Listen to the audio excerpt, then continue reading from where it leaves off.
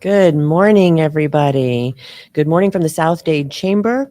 I am Lisa Greer, board member of the Chamber, and here with me this morning, I'm happy to have Eunice Hines. She is the Director for Migrant Health Services and Outreach for Community Health of South Florida, Inc., or CHI, as we've all grown to know it. Eunice, your name is followed by quite a few initials. I only have a Mrs. in front of my name, but you have quite a few initials behind your name. What are they?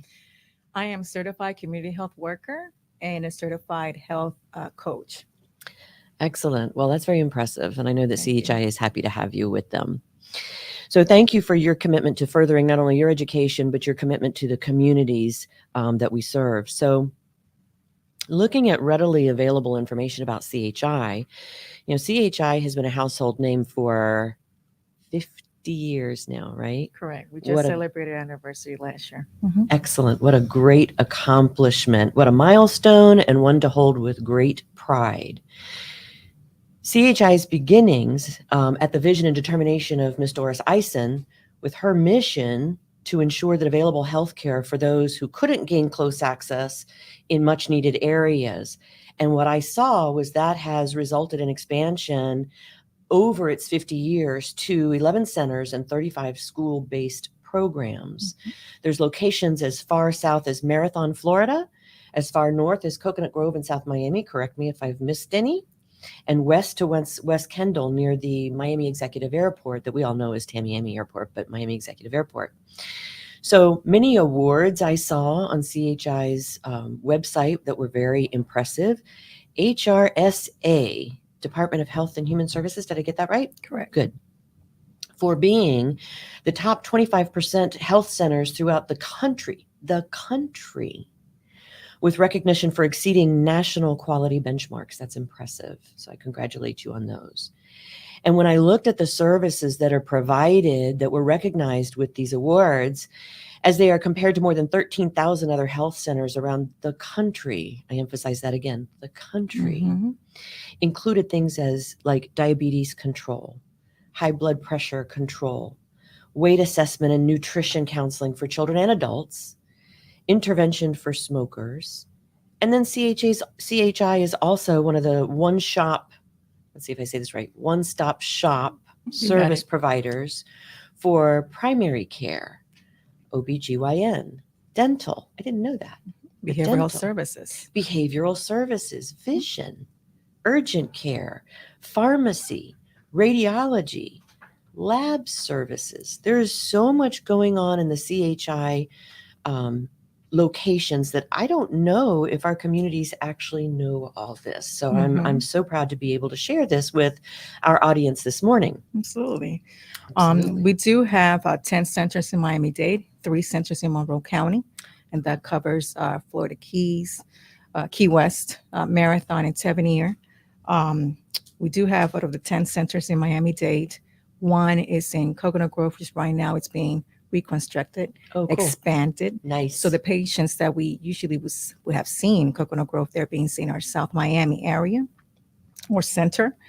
Then we do have one that's coming and soon to open at the Hammocks Health Center, which is fairly close to the one at West Kendall. Okay. It just expands the services to the West Kendall community, Yes, right? ma'am. Which is very, very important. Interestingly enough, I'll give you a little factoid. My husband's mother was one of the first physician's assistants at CHI in Miami-Dade County. So what year was that? It's just been a long time. We're not going to date ourselves here on this show, but it's just been a really long time. So, but it was probably in the 60s, if I had to imagine. Okay. So, yeah. 60s or 70s possibly. But I also saw that CHI is the first federally qualified health center in the nation. Again, we're talking about countrywide, to be awarded the Governor Sterling Award. I'm not sure what that is, but it certainly sounds impressive. Yes. So congratulations on that. So a little bit about you, Eunice. How long have you been with CHI? I've been with CHI for about 14 years. Left my youth there. You started at 10. Yes, you're correct. Started in the administration office. Then I was able to direct the migrant department. And then I was given the outreach department. and I oversee also the medical mobile van. We have 2 units, Nice. one dedicated to dental and the other one primary health services and behavioral health services in public housing locations and the homeless encampment. I'm interested for you to tell the audience what brought you back. What brought you to CHI? What brought me to CHI? Well, I remember going to CHI at the age of maybe 16. And that was when we had just arrived from the West Coast, because I was raised in California. Mm-hmm. And of course, I started my senior year at Southridge Senior High. And my mother took me to Doris Eisen on 216 Oh, yes. to get the Hep B. And I was, young kid, I was like, oh my goodness, what is this? I was just amazed. And then, life took place, came back in 2006. I was working for another FQAC up north, a sister company. And there was an opportunity to work in the administration office.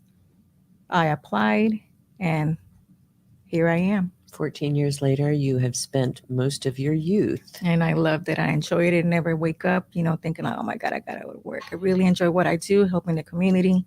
And I've been blessed to be given the opportunity to really make a difference throughout all these years. So what a nice combination. We've got an organization, an agency that provides such needed healthcare and behavioral services and ancillary services to our community, but then it's obviously a great place to work. It has. It's a great place to work. I know that we have, I know Colonel Brodus Hartley, and I know that he's retired, and I know that he's had a great impact on the expansion and reputation and respect that CHI has deserved. And I couldn't continue this interview without giving him a little kudos on that. He's such a great, wonderful man. Yes, he is. Yes. So tell us about anything that you would like to share about CHI. I've covered a lot that I've seen on website and social media, but tell me what you'd like to talk about. So I would like to talk about the services that we provide with this medical mobile van that I oversee. It was created with the idea of providing services to the community during disasters. Okay. Especially, how we always get hit for, hurricanes and whatnot. And so here we are in a pandemic. Nobody thought about the pandemic. And so at the end of July, we took it out to the community. We were bringing primary care services, behavioral health services, and also linking them to resources all throughout Perrine Gardens, Arthur May Villas on 216. Oh, yes. Pine Island in Naranja, Homestead Gardens in Homestead. And of course, at one point we were working with the Homeless Trust to just go to different locations to reach the homeless population. We then, did testing, vaccinations as well. We continue to do that. Our centers also do testing 7 days a week, vaccination 6 days a week, and we work on a schedule. So we're talking about all of our centers take a day to just do, the testing and vaccination all throughout Monroe County. And so, a lot of the what I do want to talk about is just the services that we provide in this van: primary care services, behavioral health services, GYN services, labs. Pinpointing the social determinants of health for all of these residents that come. We see people on appointments, but we do have a lot of walk-ins. And that's only because people see this van and they're like, what are you guys doing? We tell them a little bit about what we're doing. Oh, well, let me go see a provider. Right there, we also work with the outreach team. What do the outreach team do? They do screenings. They do public benefits enrollment, insurance enrollment right there on the spot. They assess the families to see what their needs are, and we just link them or refer them to these non-medical social needs. And that's very important, because if you don't have everything that you need at your home, your healthcare is not a priority. Absolutely. Okay, so when we take care of those little things that are in their head that worries them, take care of their kids, give them, resources, link them to food, link them to just, Pampers, link them to, maybe they want to fix their credit. We link them to that. Oh, my goodness. You really make an impact. So that way, they already they're checking off certain things from their list to become active in their health. So they're self-managing. Those are lifestyle changes. Correct. And you're introducing that to a community that may not otherwise have that as a priority. Exactly. So just for my own mind, my own understanding, the vans go out into the community. Do they pick people up and bring them to the center, or did they bring the services to those locations? So that would be transportation. But what the medical van does, we bring the services Oh my. to their homes. Okay. Oh my. Right there in their parking lots. Oh my, you can't get any more convenient No. than that. And what a great way, like I said, to, share the wealth, share the education, and make someone's life different. And, once you do that with one person, they tell somebody else, and then they tell somebody else, and they're going to be looking for those vans. Yes. Wow. And how many vans are there? Well, the one that I oversee is one van, one medical van. There is also a dental unit. And that one also sees children. They go to schools, daycares, and wherever they're needed. If we're doing a health event and the van, the units are actually available, we go to to those events and just do screenings. And the whole point is to be able to give them, an opportunity to find a primary care physician. So during the pandemic, we've all been affected by that. So CHI is providing the testing and the vaccinations during the pandemic, I presume, as well as maintaining normal service operations for those that need it. Okay. Yes. Any closures during the pandemic or no? None. Wow. Amazing. None. Amazing. It seems like everybody just kind of stepped up to the plate. And Isn't we that definitely amazing? did our public health duty. Isn't that amazing? Yes. That's wonderful. No That is closures. wonderful. So Eunice, there's so much going on with CHI and always has been, and it's ever expanding. What's next on the slate for CHI? So for what's next, we're still trying to up and run the crisis unit, the children crisis unit. So we do have a crisis unit at Dade Shoutout. This is the one on 216th. 216th Street that everybody recognizes as CHI. And so we're trying to also open a children crisis unit. Our goal is to see at least 1,000 children a year. Oh my. Okay. And so that one's going to be right there in the back of, I want to say the back, but more like the front of Dade Shoutout on the corner of 216, right before the entrance. And we also, with the hammocks, the one that we want to open, we want to be able to dedicate that center to the seniors. Nice. That's what we're working at right now. Nice. Very nice. So senior services, children's services, expansions. I've seen the construction on 216th. It looks like it's going to be absolutely phenomenal and can't wait for that to happen. And for those of our viewers that don't know where that is on Southwest 216th, just east of the Florida Turnpike overpass, correct? Correct. Between the Florida Turnpike overpass and Old Cutler Road. That's like the main location. Yes, but then, it is. like we've talked about, there's numerous other locations throughout the communities to take advantage of. So I read online there's possibly some expansion at the Marathon Health Center. Probably. Website is phenomenal. Possibly an opening in the Overtown area.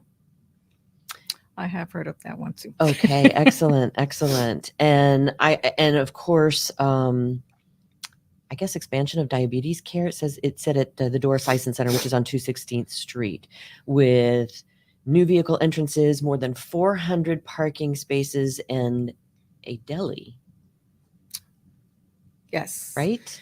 At one point, actually, when the pandemic hit, we weren't seeing any patients inside. We were actually doing a lot of telehealth and doing drive-thrus, and we were actually seeing our chronic ill patients in a drive-thru manner. So yes, the diabetes were actually being seen through drive-thrus, hypertension, and that's how we were addressing it. So no, there was no reason for us to slow down or close any centers because the need was there. Sure, absolutely, the need is there, and is for anybody that understands how silent and deadly diabetes can be, you don't know that it's an issue until you have some adverse effect of it. So it's pretty encouraging to know how many services are available. Right. That's one of the it's actually the outreach workers. What they do is they screen at each event. We don't do anything else. We do the screenings because that just right there, based on the numbers that the patients give when we do the screening, we link them to a center, to a primary care physician to be seen immediately. And so when we work hand in hand with the mobile unit, we have a provider right there, and then which has happened. Wow. And helps them out, reduce those numbers very quick before they end up in a coma. Amazing. The more that we can do on a preventative basis, the better we can, the better health that we have as a community. Absolutely. So, and the better balance we have between our centers and our hospitals and healthcare services and so forth. So CHI has federal funding. However, I would imagine that CHI would always appreciate any opportunity to and encourage donations from the public. CHI has an event coming up. We do. We have the golf tournament now on May 16th. It will be held at Deering Bay Yacht and Country Club. Very excited. I am out in conferences all month, but I will be back to participate and see everyone and, just kind of like regroup again and see each other. Right? That would be That would be excellent. fun. Yes. I think we're enjoying our newfound freedoms out here and out in the world and appreciating Yes. having not seen anybody in person and each other in person for so long. So please take a look at CHI's website to get more information about the golf tournament. Get involved if you'd like, donate if you like. And that would be CHISouthFL.org. Correct. CHISouthFL.org. Please feel free to peruse the website. Take advantage of the opportunities coming up. I believe you'll see the website on the ticker on the screen. So please do that. Give us a call. You want to make an appointment. You don't know if you have insurance. If you have insurance and you're not sure what your insurance covers, give us a call. We have people, outreach workers that will be able to assist you and get you in as soon as possible. I'm glad you mentioned insurance, Eunice, because I believe, and wrongly, I am one of them, there's a lot of people whose perception is that CHI helps those who don't have insurance coverage. That's not the case, is it? And a lot of times it is, but trust me, yes. Yes. But we serve everyone, whether you have insurance, non-insurance, don't have the means to prove that you can get insurance or not, because we're here to serve the underserved population. Mm-hmm. We're talking about the migrants. Mm-hmm. A lot of them do not have, Ionis status or anything like that. So we're here to serve them. We're here to be able to provide them services on a sliding fee scale. Okay. Mm-hmm. And if you don't have insurance, we will help you to see what we can qualify you for, whether it's Medicaid, Kid Care, the Marketplace with the Affordable Care Act, otherwise known as Obamacare. Mm-hmm. We do all of that. Mm-hmm. My team does that. And you work hand in hand with the patients to ensure that they can get the optimal care with the optimal coverage. Correct. That's wonderful. That's wonderful. Again, folks, CHISouthFlorida.org. Mm-hmm. Make sure to take a look at it. So, Eunice, I would be remiss if I didn't thank CHI to be a member of the Chamber. We are extremely grateful for the partnership and the membership, and we look forward to that relationship growing over time. We're certainly very proud of what CHI has done in our community and for our communities to help make our communities the best place to live, work, play, pray, and learn. That's a great tagline for Yes, Deep South Dade. Yes, yes. So, folks, also for those that are listening and watching, I encourage you to always peruse the South Dade Chamber's website as well. That's southdadechamber.org for the latest and greatest. In fact, we've got coming up on this week on April 28th, we've got a spotlight on the Redland with a focus on our beautiful Redland venues, which are aplenty. And they are beautiful. So 8 a.m., it's a breakfast. It's limited space. So please go to the website and make sure you reserve your spot. It's going to be held at the beautiful Casa Tranquilla in the Redland. So take a look at that and see if you can join us for that morning's information. Also be on the lookout for the upcoming Ladies of Legacy Luncheon, which will take place on Thursday, June 9th at 11 a.m. at the iconic Mercedes-Benz of Cutler Bay. So in our backyard. Please be on the lookout for that. South Dade Chamber thanks all of its trustees, its members, its sponsors, and Eunice, we thank you for being here with us this morning for this morning's shout out. We always thank our partner Community News for hosting our time here on Tuesday mornings. We thank you all for listening in, watching, and we encourage you to share this with your friends and families and so on and so on and so on, so we can get the good word out, not only about the South Dade Chamber, but also about CHI and its services. And with that, I wish everybody